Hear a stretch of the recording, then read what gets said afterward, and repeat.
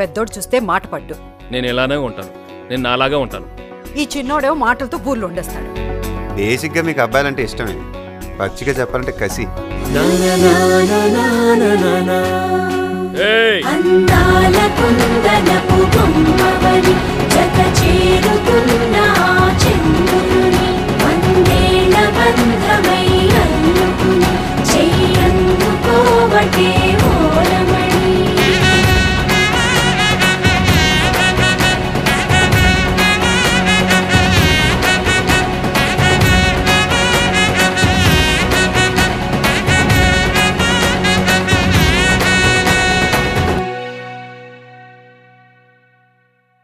ఈ మధ్య నా టైం ఏంటో నాకే అర్థం కావట్లేదు.